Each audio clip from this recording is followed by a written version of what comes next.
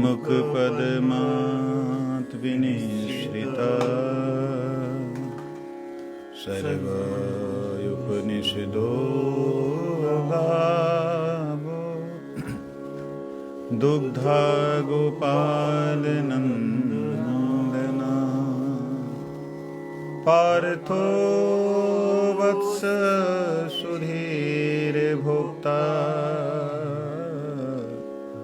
दुग्धं गीतामृतं महत् एकं शास्त्रं देवकी पुत्रगीतम् एको देवो देवकी पुत्र एव एको मन्त्रस्तस्य नामानि यानि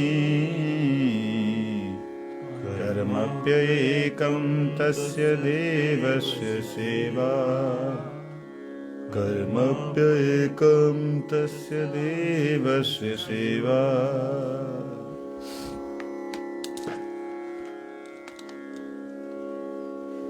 श्रीमद् भगवद गीता अष्टादश अध्याय।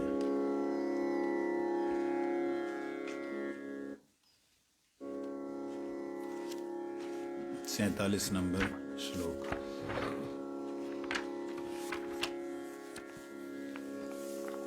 यहाँ पर कल हम श्रवण कर रहे थे, उसी को थोड़ा सा आगे चला के फिर अगला श्लोक हम लोग लेंगे। श्रेयान् स्वधर्मो विगुणः परधर्मात् स्वानुष्ठितात् स्वभावनियतं कर्म कुर्वन्नाप्नोति किल्बिषम्। श्रेयान् स्वधर्मो विगुणः परधर्मात् स्वानुष्ठितात् स्वभावनियतं कर्म कुर्वन्नाप्नोति किल्बिषम्। सहजं कर्म कौन्तेय सदोषमपि न त्यज्येत् सर्वारम्भा हि दोषेण धूमेन अग्निरिवावृतः। सहजं कर्म कौन्तेय सदोषमपि न त्यज्येत् सर्वारम्भा हि दोषेण धूमेनाग्निरिवावृतः। आइए। श्रेयान् स्वधर्मो विगुणः परधर्मात् स्वानुष्ठितात् स्वभावनियतं कर्म कुर्वन्नाप्नोति किल्बिषम्। श्रेयान् स्वधर्मो विगुणः परधर्मात् स्वानुष्ठितात् स्वभावनियतं कर्म कुर्वन्नाप्नोति किल्बिषम्। सहजं कर्म कौन्तेय, आवाज कम रखो। सहजं कर्म कौन्तेय सदोषमपि न त्यज्येत् सर्वारम्भा हि दोषेण धूमेन अग्निरव्यावृता। सहजं कर्म कौन्तेय सदोषमपि न त्यज्येत् सर्वारम्भा हि दोषेण धूमेन अग्निरिवावृता। कल हमने श्रवण किया था, उत्तम रूप से अनुष्ठित किए गए दूसरे के धर्म को भी, दूसरे के कर्म को भी हमें नहीं स्वीकार करना चाहिए। अपने स्वभाव के अनुसार जो विहित कर्म है उसी को हमें आचरण करना चाहिए। अब इसमें एक प्रश्न होता है, यहाँ भक्ति विनोद ठाकुर जी ने मर्माद अनुवाद में जो कहा वो ये है कि जो कर्म है स्वभाव के अनुसार जो विहित कर्म है वही धर्म है। ये बात भक्तिविनोद ठाकुर जी ने कही।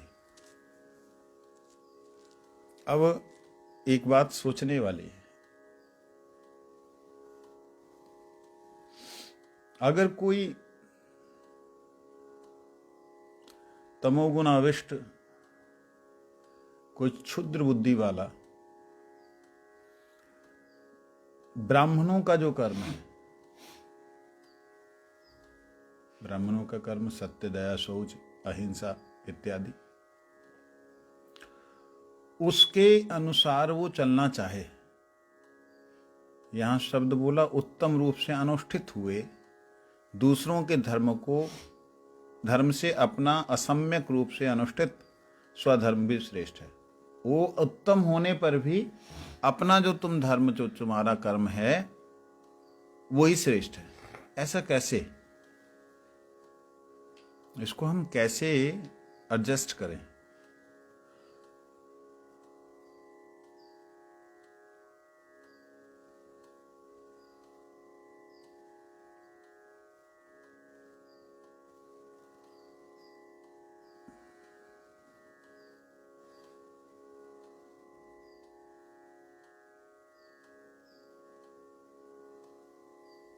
क्योंकि वैष्णव धर्म ऐसा है, जहाँ भक्ति धर्म ऐसा है जिसमें जात पात पूछे ना कोई, हरि को भजें सो हरि का होय। जिसके लिए भगवान ने कहा है चातुर्वर्ण्यम न में प्रियस चतुर्वेदी मद्भक्तः स्वपच प्रिय। चारों वेदों को जानने वाला ब्राह्मण भी मुझे प्रिय नहीं अगर वो भक्ति युक्त नहीं है। तो मेरा भक्त अगर स्वपच, कुत्ते का मांस पकाने वाला क्यों ना हो, वो भी मुझे प्रिय है। अब इसका क्या अभिप्राय माना जाए? कुत्ते का मांस पकाने वाला भगवान का प्रिय है, इससे एक दृष्टि ये निकल के आती कि वो अपना कर्म करते हुए भगवान का स्मरण कर रहा, भजन कर रहा है। उसका कर्म है, वो जिस जाति में आया है, जो संस्कारों को लेके आया है, जो उसके स्वभाव के अनुसार बन चुका है, वो कर्म को करते भगवान का चिंतन करता, भगवान को भूलता नहीं है, भगवान की सेवा करता है। जैसे रैदास जी हुए, जैसे एक थे मांस बिक्री करते थे, नाम भूल रहा हूं मैं, सद्दाम जी वो थे। इस प्रकार से कई हुए हैं। शबरी थी, शबर जाति से, वो तो उन समय तो भोजन ही ये सब हुआ करता था। तब तो इतना कृषि का जो था इतना ज़्यादा महत्व नहीं समझा था लोगों ने। उस समय भोजन ही लगभग ये होता था। वो सोचने वाली बात यह है कि जो जहाँ जहाँ जैसे जैसे भी अवस्था में अपने स्वभाव के अनुसार जो कर्म कर रहा है, वो कर्म करते हुए भगवान का भजन नहीं छोड़ रहा, भगवान का चिंतन नहीं छोड़ रहा, भगवान के चरणों की शरणागति नहीं छोड़ रहा है, तो भगवान कहते उस अवस्था में मैं उसके उस कर्म को नहीं देखता हूं। भाई ऐसे कैसे? कर तो पाप ही रहा, आप नहीं देखते, ऐसे कैसे चलेगा? कहते वह पाप प्रवृत्ति में उसके जन्म और स्वभाव रूपी कर्म के कारण वो कर्म कर रहा है, लेकिन उसमें उसके अपनी प्रवृत्ति नहीं, उसका अपनी रुचि नहीं है। रुचि मेरे में है। तो इसका मतलब ये है, हम ऐसा भी कर सकते हैं कि जो लोग मछुआरे हैं, जो लोग ये सब करने वाले हैं, मांसाहारी लोग, उन लोग को भी हरि नाम माला दे दें। ये कहने का मतलब ना, यहां पे विशेष रूप से समझने वाली बात है। कह रहे हैं उसको जिसके स्वभाव में क्षात्र भाव है, क्षत्रिय भाव है, स्वभाव में उसके है कि उसने थोड़ी सी बात के बाद ही एकदम तामस में आ जाना है।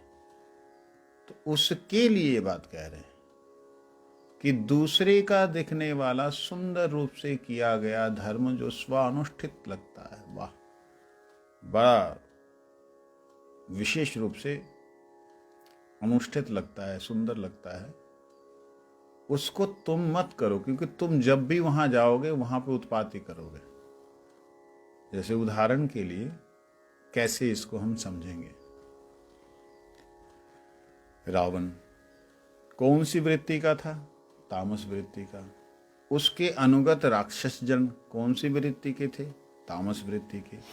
लेकिन उन्होंने क्या किया? तपस्या की, यज्ञ किए। वृत्ति कौन सी थी? स्वभाव क्या था? तामस। लेकिन यज्ञ और तपस्या करने वाली जो वृत्ति है किसकी है? ब्रह्म का आचरण करने वाले की। ब्रह्म कर्म स्वभावजम, यज्ञ दान तप शौचा, यज्ञ दान तप शम दम तप सत्य शौच आर्जवम हिंसा अहिंसा, ये सारे गुण किसके हैं? ब्रह्म को जानने वाले के। ठीक है। लेकिन राक्षस वृत्ति स्वभाव में थी। उन्होंने किसका आचरण किया? दिखने में ब्राह्मण का आचरण किया कि हम भी त्याग कर दिया, भोजन नहीं कर रहे, तपस्या कर रहे हैं।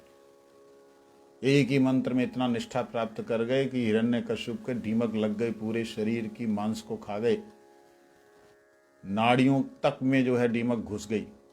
ऐसी स्थिति में भी उसने नहीं छोड़ा। हमारे को एक चींटी काटे तो हालत खराब हो जाती। वो इतना ध्यान में लग गया। दिखने में क्या, कितना मतलब ब्रह्म तेज उसका है। तेज तो प्राप्त हुआ, लेकिन उस तेज को उन्होंने किस प्रयोग में लिया? जगत को नाश करने के प्रयोग में। इसीलिए भगवान कह रहे हैं तुम जहां हो, जैसे हो, अपने कर्म को, अपने स्वभाव को मुझसे युक्त करो। फिर संशय हो जाता है कि मतलब वो लोग जो अत्याचारी दुराचारी रूप से हैं तो वो वही काम करते रहें क्या? अगर कोई राक्षस वृत्ति का है तो क्या वो राक्षस वृत्ति के कार्यों को ही करता रहे क्या? फिर ये संशय हो जाता है। तो उसके लिए भगवान कहते हैं सर्वधर्मान परित्यज्य। उसके लिए बोला है वो कि जब उसके मन में आ जाए कि मैं भगवान की शरण में जाना चाहता हूं, लेकिन मैं अपने कर्मों को छोड़ दूंगा, मैं अपना जो स्वाभाविक धर्म है उसको छोड़ दूंगा, तो मेरे को पाप लगेगा।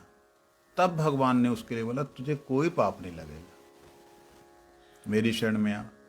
अब प्रश्न होता है कि भगवान की शरण में जाना तो दूसरे धर्म को अपनाना हो गया उसके स्वभाव के अनुसार। तो क्यों जी? नहीं। क्यों नहीं हुआ? क्योंकि वह अपने कर्मों में, अपने स्वभाव में, अपने धर्म में रहने के कारण अपने आप को अयोग्य समझते हुए उसने भगवान के चरणों में प्रार्थना की है। क्या प्रार्थना की है? नष्टो मोह स्मृति लब्धवा, मेरा मोह नष्ट हो गया, मेरे को स्मृति प्राप्त हो गई कि मैं आपका अंश हूं। ये भाव में भावित होने के बाद में तब क्या होता है? भगवान कहते चल ठीक है, अब कोई बात नहीं, अब तेरे को पता लग गया तू मेरा ही है। तो तेरा क्या वास्तविकता में तू कौन है? आत्मा। तेरा भाव क्या है? परमात्मा से प्रीति। ये भाव जब जागृत हो गया तब जितने बाकी धर्म हो, क्या धर्म बन गए? सारे पर धर्म हो गए। थोड़ा इसमें विचार करें। अभी पहले जो मैंने बोला उसको थोड़ा इस तरीके से देखिए। पहले ये ब्राह्मण, क्षत्रिय, वैश्य, शूद्र, अंतज्य, ब्रह्मचारी, गृहस्थी, वानप्रस्थी, सन्यासी और उसके बाद सत्यानाशी था। जैसे अंतज्य है ऐसे इसमें भी है। सन्यासी के और बंतासी और सत्यानाशी होते हैं, लेकिन ये कहीं बनतासी का तो आया है उल्लेख, सत्यानाशी का नहीं आया। सत्यानाशी जो हो, तो इसलिए ये जो 4 वर्ण हैं, 4 आश्रम हैं, इन 4 वर्णों और आश्रमों में जो भी व्यक्ति अपने अपने वर्ण का चोला पहन के है अंदर कौन? परमात्मा का अंश। भूला हुआ है कि मैं कौन हूं। अगर उसे मालूम पड़ जाए मैं कौन हूं, तो क्या ये चोलों के बीच में जो उसका स्वभाव है वो स्वभाव रहेगा? तो उसका क्या भाव हो जाएगा? मैं प्रभु का हूं। तो मैं जो प्रभु का हूं यही उसका स्वभाव है, अपना भाव है। और लेकिन हुआ क्या था? वह पर भाव में आ गया था, दूसरे के भाव में आ गया था। दूसरे के भाव में आने के नाते वह अनित्य धर्म है, नैमित्तिक धर्म है। भक्ति विनोद ठाकुर जी महाराज के शब्दानुसार नित्य धर्म, नैमित्तिक धर्म है ये शाखाओं में पढ़ना। लेकिन जब तक नित्य धर्म के प्रति अनुराग ना हो, जब तक नित्य धर्म के प्रति सही तरीके से उसका समझना ना हो, तब तक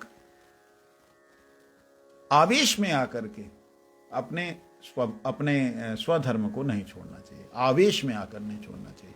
ये बात विश्वनाथ चक्रवर्ती ठाकुर जी महाराज इस श्लोक के अर्थ में बताते हैं।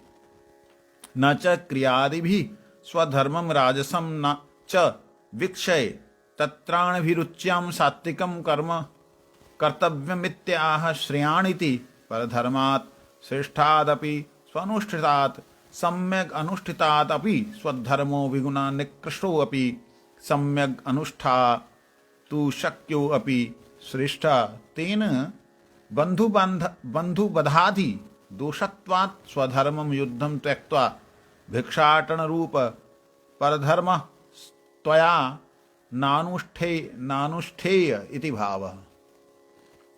भावानुवाद का ये विश्वनाथ जी की टीका का भावानुवाद कर रहे हैं। क्रिया आदि के आधार पर स्वधर्म को राजसिक या तामसिक देखकर उससे अरुचि दिखाते हुए दूसरों के सात्विक धर्म को करना कर्तव्य नहीं है। भली भांति करने में असमर्थ होने पर भी निकृष्ट भली भांति करने में असमर्थ होने पर भी निकृष्ट स्वधर्म भली भांति किए गए श्रेष्ठ दूसरों के धर्म से अच्छा है।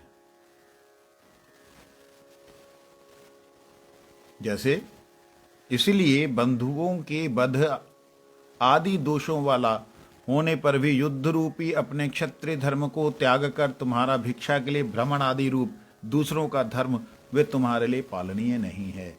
अर्जुन को यहां स्पेशल टारगेट किया गया। अर्जुन क्षत्रिय है, वो कहीं भी किसी के प्रति हो रहे अत्याचार को सहन नहीं कर सकता, नहीं कर सकेगा। वो भिक्षा कर रहा है, भिक्षा करते हुए अगर कोई रोने लगेगा तो उसके सामने जाकर हाँ बता क्या करना, खड़ा हो जाएगा, वो नहीं रह सकता है। तो उसको यही कह रहे हैं कि तू जो है आज बोल रहा है कि युद्ध नहीं करना, तेरे सामने दुष्टों की सेना खड़ी है, उसमें बंधु बांधव भी आ गए, लेकिन अगर तू दुष्टों की सेना को देख करके तेरे में जो शौर्य है, तेरे में जो बल है, तेरे में जो तेज है, उसका प्रयोग नहीं करेगा तो क्या होगा? वो और बलवान हो जाएंगे। तू अपने कार्य को वहां पे कर, ये निश्चित कार्य है, तेरे लिए निहित कार्य है, इसको तू कर। अगर इसको तू नहीं करेगा और दूसरे के धर्म को लेना चाहेगा, दूसरे के स्वभाव को लेना चाहेगा, वो तेरे लिए हानिकारक है। क्यों हानिकारक है? क्योंकि तू वो कर नहीं पाएगा, तू त्याग नहीं कर पाएगा। भाई 12 बरस तक तो उनको वनवासी रहा, त्यागी तो किया बेचारों ने ना। उसमें भी जहां जहां भी गए, जिसके पास भी रहे, अपना एक तरह से राज्य बना के रहे। एक तरह से उनका छोटा सा जंगल में रहे तो जंगल राज किया, उन जंगल में राज किया।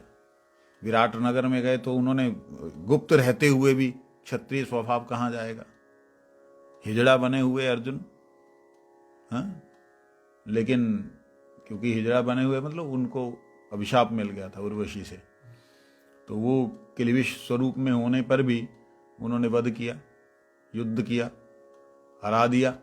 अब रह नहीं पाते ना, रह नहीं सकते, कौरवों को हरा दिया, युद्ध में पराजित किया, रह नहीं सकते। अब वहां पर हालांकि दिखाना नहीं चाहिए था, अपने आप का प्रदर्शन नहीं करना चाहिए था, लेकिन कर बैठे।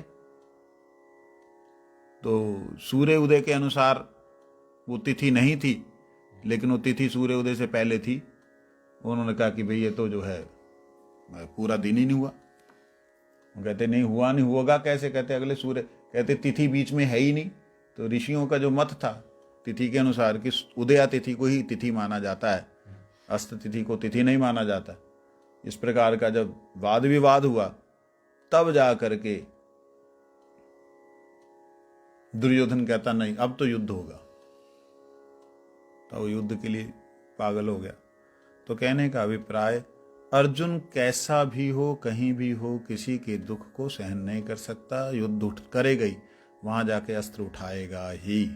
इसलिए तू वहां जो अस्त्र उठाएगा वहां अपने स्वभाव के द्वारा प्रताड़ित होगा। उससे अच्छा है कि तू इनके ऊपर प्रताड़ना कर, इनको कष्ट दे, इनको जो है दंड दे। दंड पानी तेरा नाम है, तेरे हाथ में दंड है, दंड प्रदान कर। आगे कहते हैं, इसमें कहीं संदेह रह गया? हे कौन्ते, स्वाभाविक कर्म दोषयुक्त होने पर भी त्यागने के योग्य नहीं है। स्वाभाविक कर्म जो वंश से आया कर्म है वो दोषयुक्त होने पर भी त्याज करने योग्य नहीं है। जैसे शूद्र कुल में उत्पन्न कोई भी व्यक्ति वो लोगों के घर में जाके मलमूत्र जहां विसर्जन करते हैं वहां की सफाई करता है, झाड़ू करता है, तो वो उस अवस्था को अगर छोड़ देगा तो गंदगी कैसे साफ होगी? वो अपने कर्म को जो कर रहा है बहुत अच्छा कर रहा है। उसको वह कर्म करते हुए अगर भगवान के प्रति समर्पण भाव है तो भगवान उसको उसी अवस्था में प्राप्त होंगे। और अगर ब्राह्मण बहुत पवित्र रहते हुए भी वो क्षुद्र कर्म करने वाले को, छोटा काम करने वाले को हिंसा या द्वेष करता है तो वो ब्राह्मण अपने ब्राह्मणत्व से गिर जाता है। मतलब वो अपने स्वभाव को छोड़ रहा है ना। तो इसलिए अपने कर्मों को करते हुए दिखने पर, अच्छा नहीं दिखने पर भी वही करने योग्य है। सभी कर्मों के आरंभ में दोष ही होता है। जितने भी कर्म किया जाते हैं, कहते हैं सर्वारंभा ही दोषेन, जितने कर्म किए जाते हैं सब में दोष, शुरू में दोष ही होता है। कैसे? कुआं खोदने लगे पानी के लिए, पानी आने से पहले कितने जीवों के घर नष्ट कर दिए, दोष है। यज्ञ करने के लिए, अग्नि प्रज्वलित करने के लिए लकड़ियों को जलाना पड़ा, उसमें दीमक है, कितने जीवों का उसमें हत्या हो रही है, दोष है। तो अच्छे कर्म दिखने पर भी उसमें दोष है, बुरा कर्म दिखने पर भी उसमें गुण है। ये कहने का अभिप्राय है। यहां पर कहते हैं अग्नि को जिस प्रकार धुआं आवृत करके रखता है, जैसे आग जलती नहीं है, पहले धुआं धुआं होता है, उसी प्रकार सभी कर्मों को दोष आवृत करके रहता है।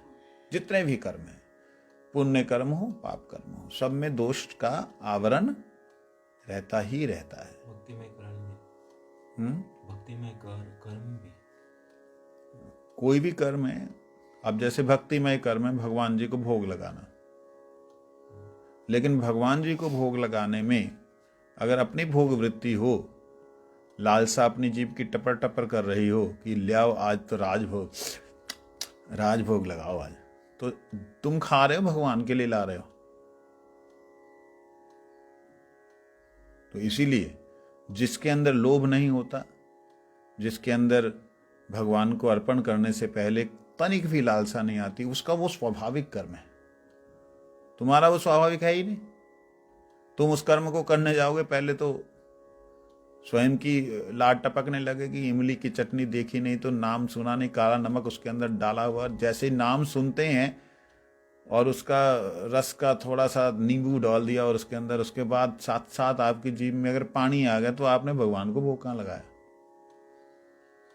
जो रसोइया है उसका स्वाभाविक धर्म है कि उसके अंदर भोग वृत्ति नहीं आती, अगर तो वो भगवान के लिए बन रहा है। जहां पर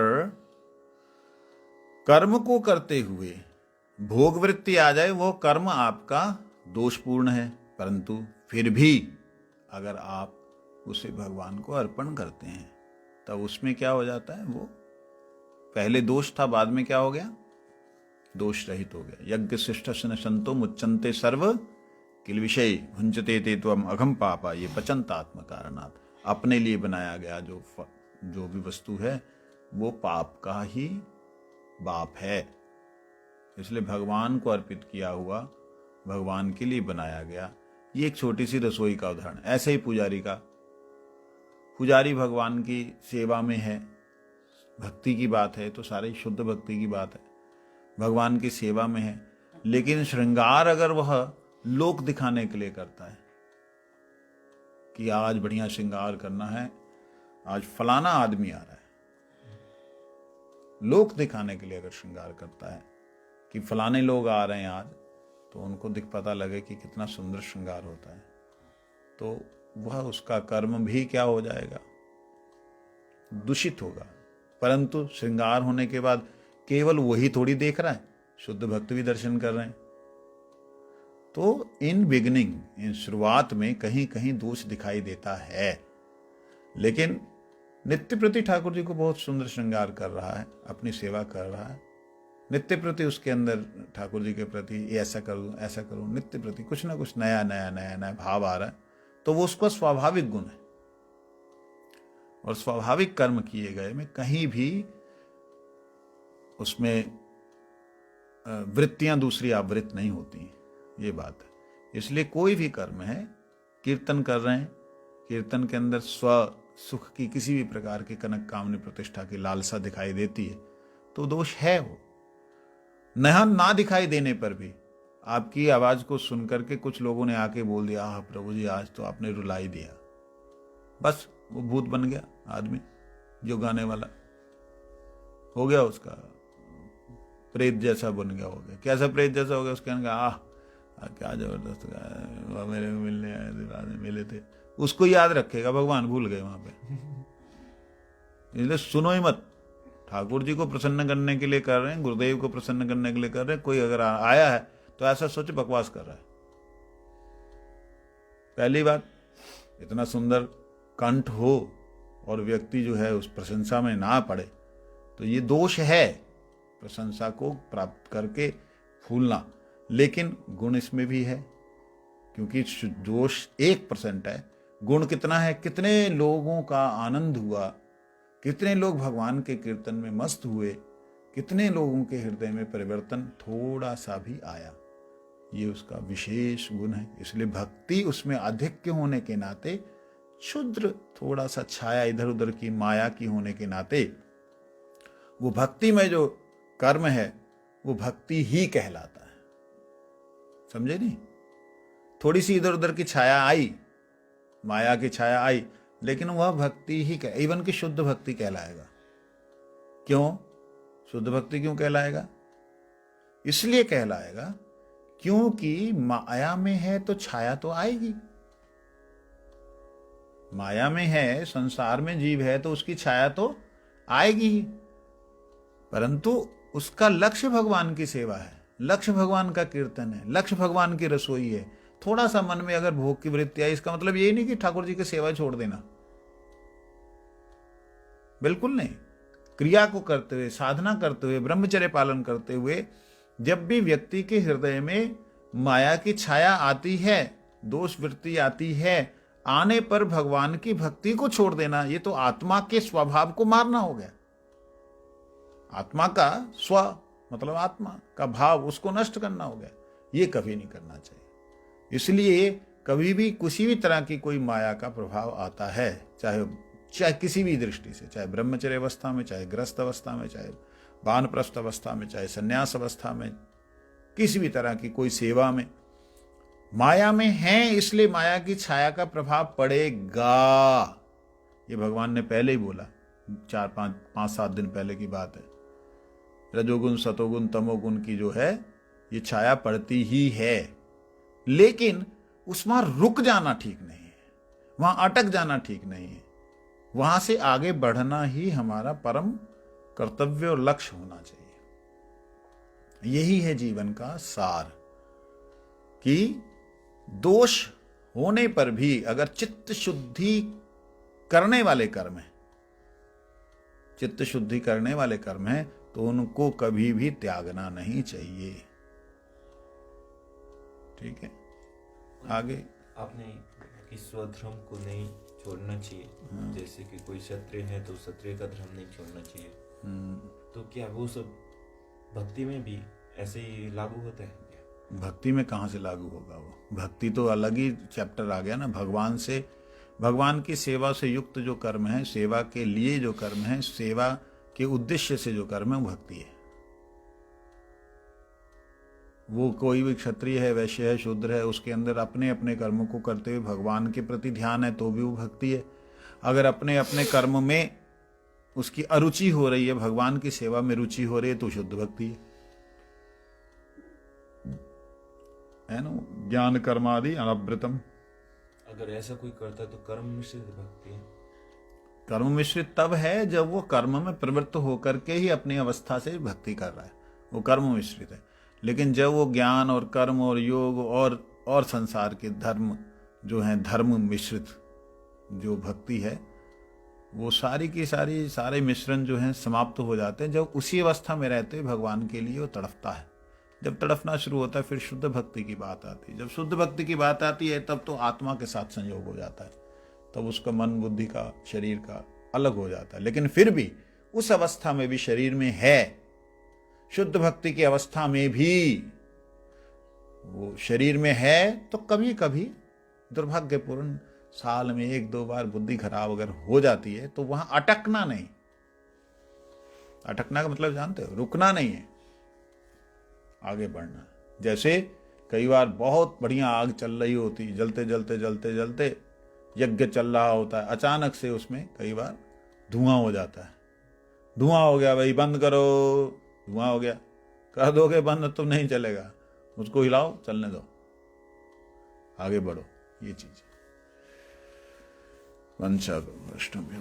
हरिहराय नमः, कृष्ण यादवाय नमः, यादवाय माधवाय केशवाय नमः, गोपाल गोविंद राम श्री मधुसूदन, गिरिधारी गोपीनाथ मदन मोहन, श्री चैतन्य नित्यानंद श्री अद्वैत सीता, हरि गुरु वैष्णव भागवत गीता, जय रूप सनातन भट्ट रघुनाथ, श्री जीव गोपाल भट्ट दास रघुनाथ, ऐसे गोसाईर करी चरण वंदन, जहाँ ते विघ्न नाश विष्ट पुराण, ऐसे गोसाई यार मुहि तार दास, तस्वार पद रेणु मोर पंचग्रा।